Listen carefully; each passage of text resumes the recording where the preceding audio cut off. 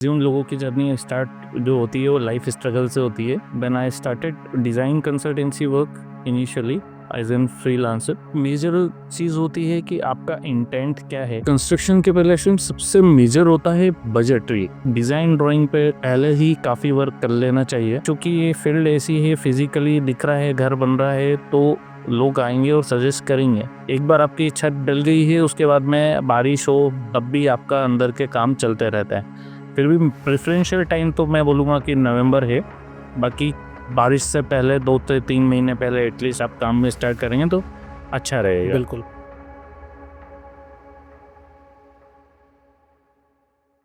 अब जब sir construction start करना है, तो कंस्ट्रक्शन स्टार्ट करने के पहले और कंप्लीट होने के बाद में किन-किन चीज़ों पे क्लाइंट को ध्यान रखना चाहिए? जैसे मैंने आपको बोला कि बिफोर स्टार्ट की बात करें तो बजट एंड टेक्निकल एस्पेक्ट्स ये सब तो इम्पोर्टेंट है ही डेफिनेटली। बट आपको एग्रीमेंट और जो कम्युनिकेशन है वो हमेशा क्लियर रखना चाहिए, सबसे पहली चीज़ किसी भी सर्विस प्रोवाइडर से हो।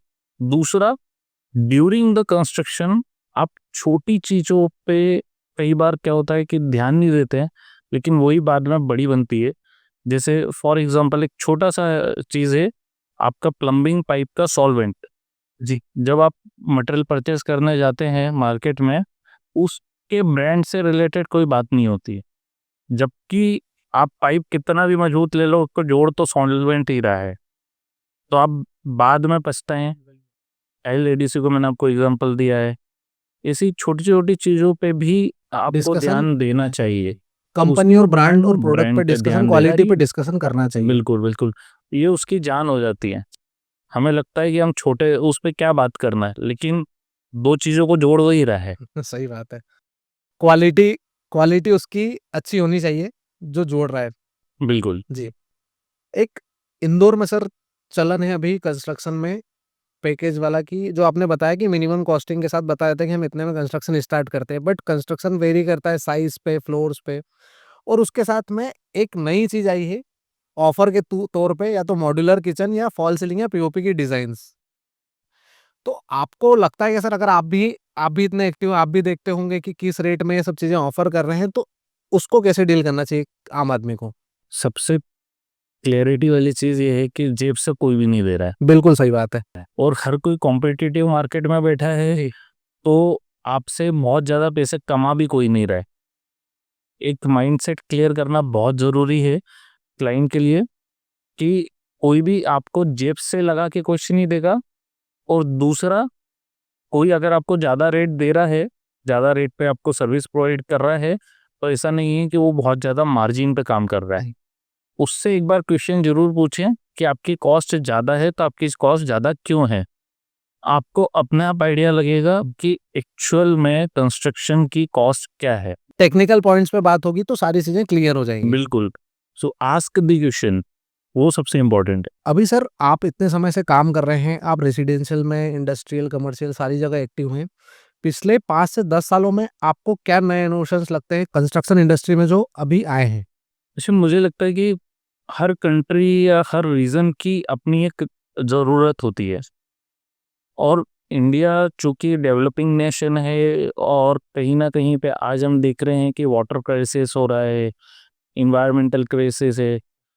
सस्टेनेबल डेवलपमेंट इंडिया की प्रायोरिटी होनी चाहिए। सस्टेनेबल डेवलपमेंट पे फोकस होना चाहिए। कई कंट्रीज जैसे ऑलरेडी डेवलप्ड है, वहाँ पर वो फास्ट कंस्ट्रक्शन की बातें ज़्यादा करते हैं। बट जब भी वो फास्ट कंस्ट्रक्शन की बातें कर रहे हैं, वो क्वालिटी की कम बातें कर रहे हैं। तो हमें देखना चाहिए हमारे लिए ज़रूरी क्या है, हमारे इंडिया के लिए ज़रूरी क्या है। हमारे लिए सबसे ज़्यादा ज़रूरी जो मुझे लगता है वो सस्टेनेबल डेवलपमेंट है। टाइम थोड़ा सा ज्यादा लग जाएगा तो चलेगा, क्वालिटी में कॉम्प्रोमाइज नहीं होना चाहिए। क्वालिटी कॉम्प्रोमाइज़ प्लस फ्यूचर को देखते हुए आपको एनवायरमेंटल कंसिडरेशन भी करना जी, चाहिए। बिल्कुल, जैसे रेन वाटर हार्वेस्टिंग हो गया है, और इन सारी चीज़ों को ध्यान में रख के काम करना चाहिए। सर, एक बिल्डिंग के कंस्ट्रक्शन की बात करें तो नॉर्मल कंस्ट्रक्शन में और ग्रीन बिल्डिंग कंस्ट्रक्शन में क्या डिफरेंस है?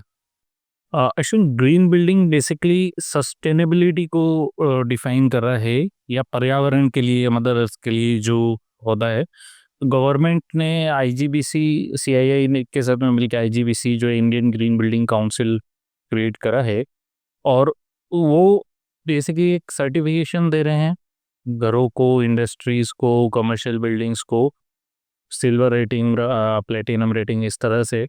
और मेजर फोकस ये है कि लोगों को प्रेरित करना है, जी प्रेरित करें कि वो ज़्यादा से ज़्यादा पर्यावरण के लिए काम करें, ज़्यादा से ज़्यादा कंस्ट्रक्शन में मटेरियल उस तरह का यूज़ करें जो कि पर्यावरण के लिए हानिकारक ना हो। ये कॉन्सेप्ट है।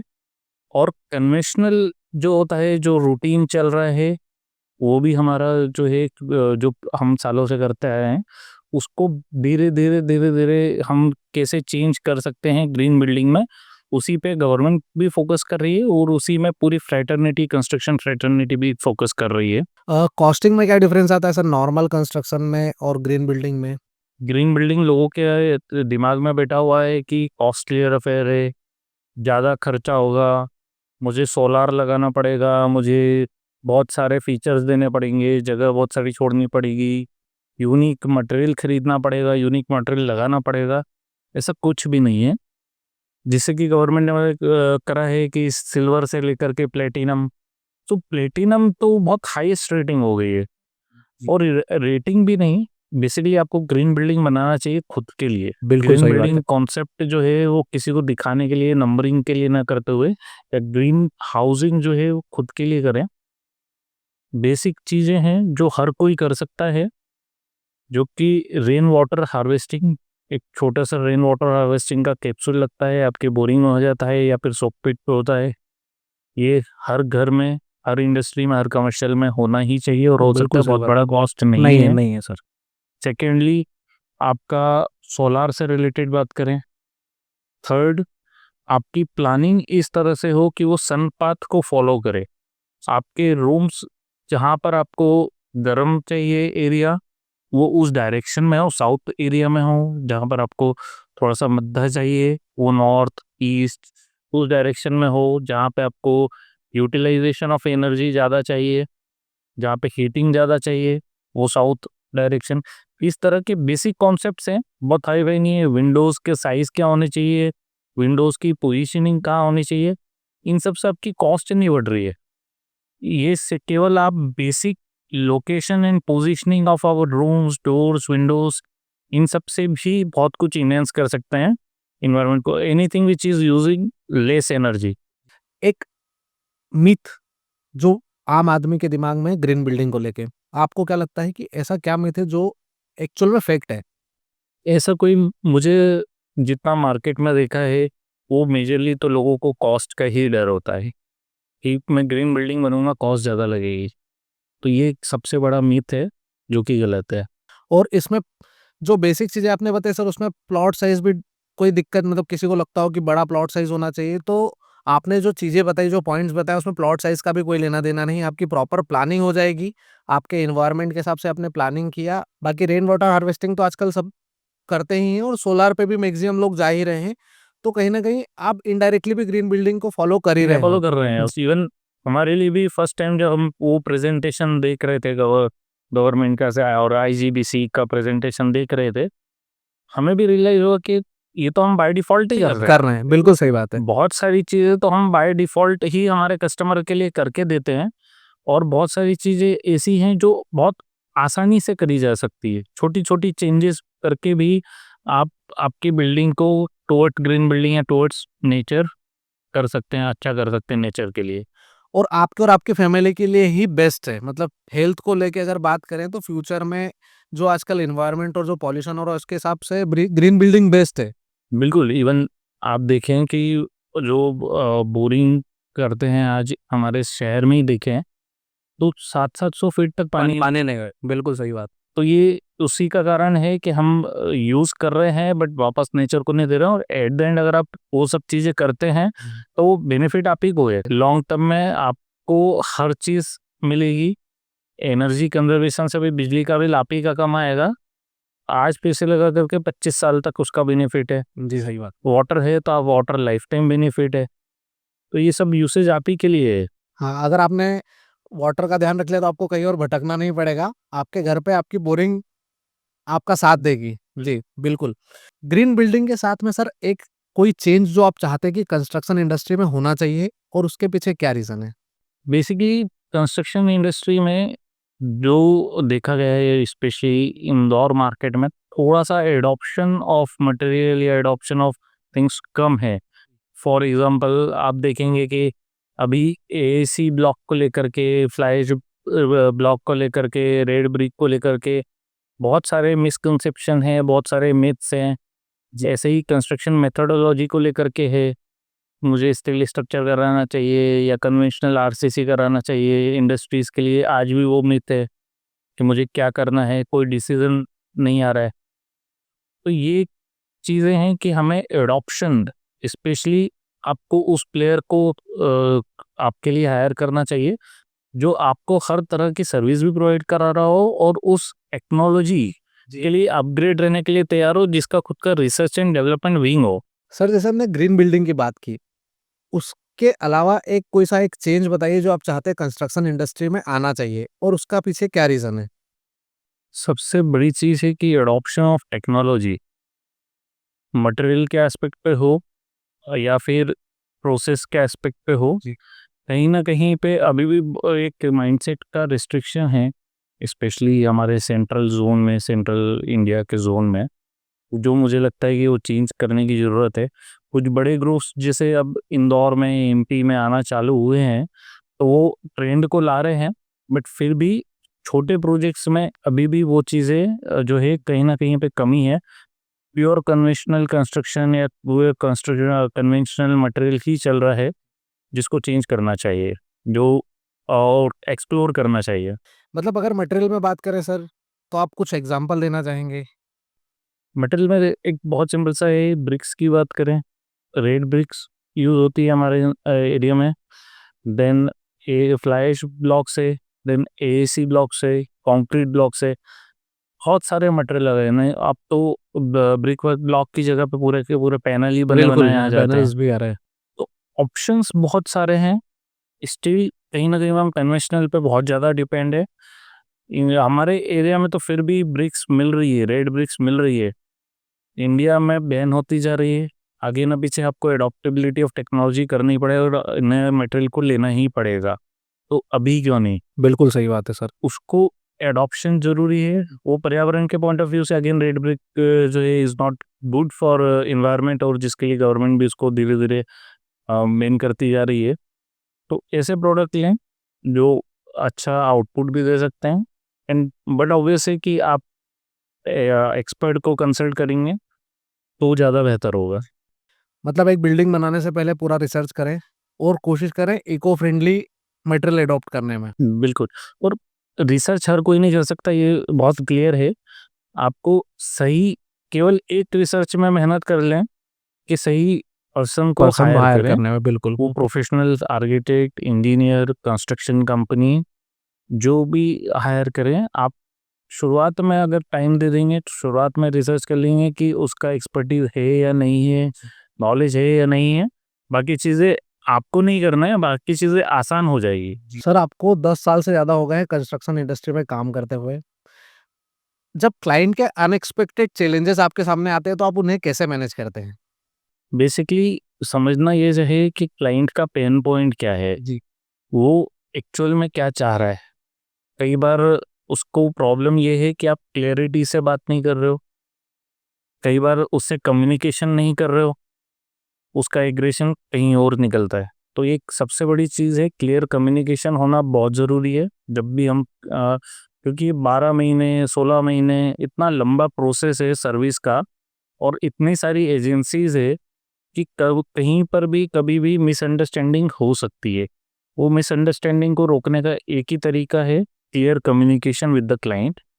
और अगर यहाँ पर कमी है या यहाँ पर कुछ आप कोऑर्डिनेशन में कमी है, तो ही आपको मेजर प्रॉब्लम आ सकती है। बाकी छोटी-मोटी चीज़ें हर प्रोजेक्ट में होगी ही सही, उसको आप अवॉइड नहीं कर सकते हैं। एक क्वेश्चन है सर मेरा, थोड़ा इंटरेस्टिंग हो सकता है कि जब आप विथ मेटल कंस्ट्रक्शन करते हैं, आपने बताया कि पूरा आप एग्रीमेंट करते हैं, सारी चीज़ें करते हैं। आउट ऑफ द एग्रीमेंट अगर कोई चीज़ आती है, क्लाइंट की ओर से या क्लाइंट की फैमिली की ओर से, तो फिर आप कैसे मैनेज करते हैं? आप कहीं एडजस्ट कर लेते हैं या फिर उसका अलग चार्ज करते हैं? बेसिकली कोई भी पैसे हैं, अगर जैसे मैंने आपको पहले एक एग्जांपल बताया कि हायर करें तो कैसे करें, और उसके जवाब में भी मैंने यही बोला था कि आप कुछ भी चीज़ किसी भी सर्विस को हायर कर रहे हैं तो वो आउट ऑफ पॉकेट पेमेंट नहीं करेगा। ये क्लाइंट को क्लैरिटी होना बहुत ज़रूरी है।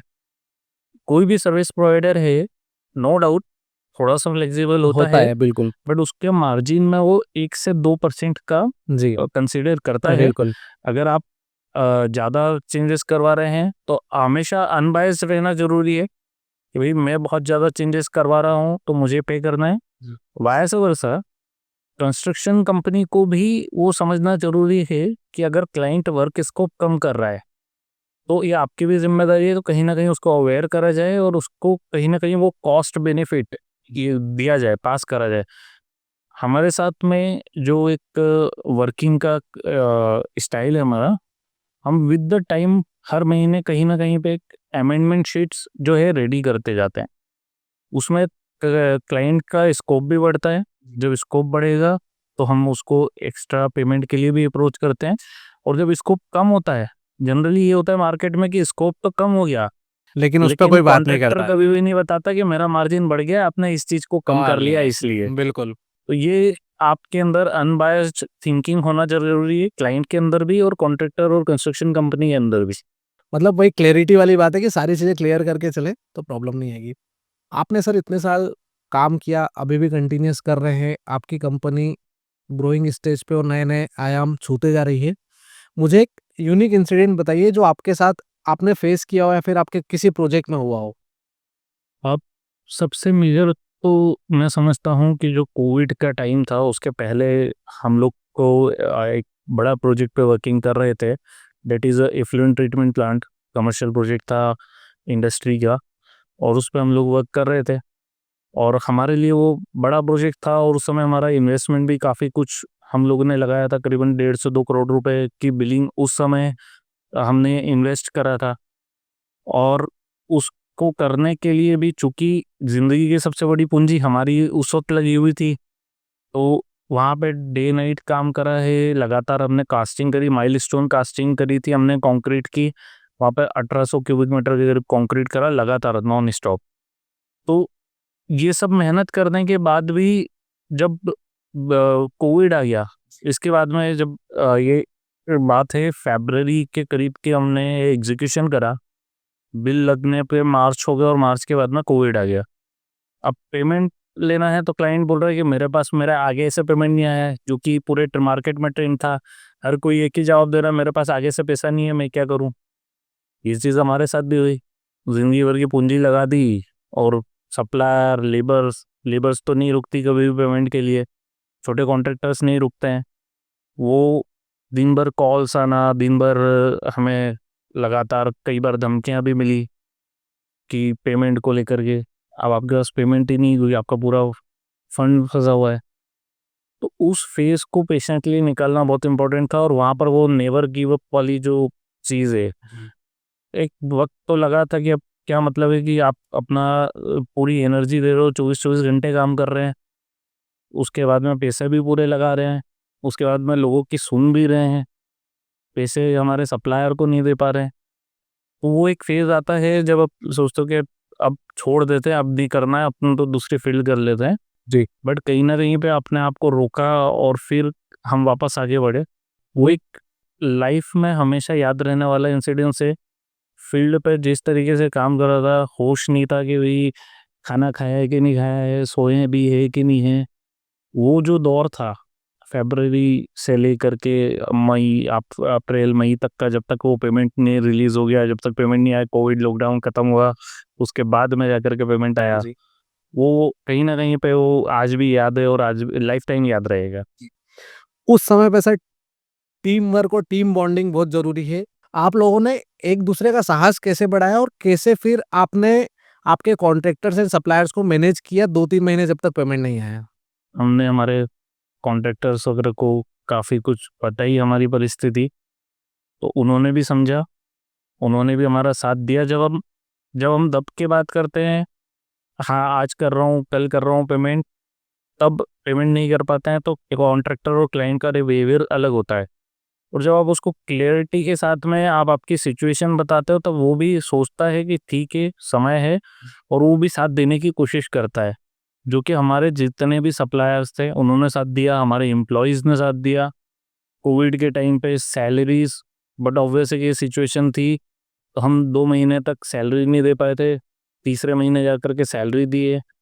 तो ये जो फ़ेज़ होता है, वहाँ पे टीम वर्क एक्चुअल में काम आता है, और जब बुरा वक़्त होता है तभी समझ में आता है कि कौन-सा प्लेयर जो है वो लंबा चलेगा और किसके साथ में आपको चलना भी है, या किसको आप फैमिली की तरह लेकर के चलेंगे और किसको आप प्रोफ़ेशनली लेकर के चलेंगे।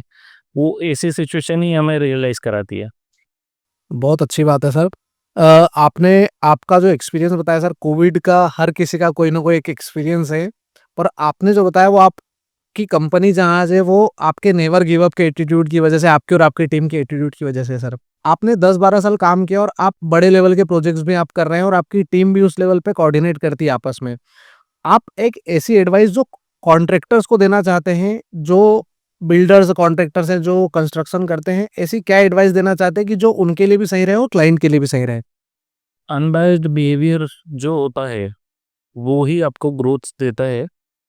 आप जैसे आपके मन में जो है वो क्लैरिटी के साथ में करना, जैसे कम्युनिकेशन की बात हो या वो पेपर की बात हो, वो बहुत क्लैरिटी के साथ में जितनी रहेगी, किसी भी प्रोजेक्ट में कॉस्टिंग से रिलेटेड हो, सब मेरा, जैसे हम जिस तरह से वर्किंग करते हैं, तब मेरी कॉस्ट ₹100 है, ये आप कहीं से भी चेक करवा लो, ये ₹100 ही निकलेगी, इसके ऊपर मैं ₹10 लूँगा, और इससे ज़्यादा भी नहीं लूँगा, इससे कम भी नहीं लूँगा।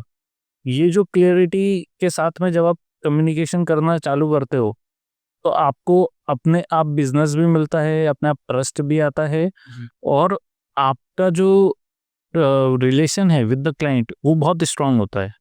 मैं आपको बहुत-बहुत बधाई देना चाहूँगा कि अभी पिछले दिनों माननीय मुख्यमंत्री जी के द्वारा भी सम्मानित किया गया। तो एक बार सर आप आपकी कंपनी के बारे में बताइए?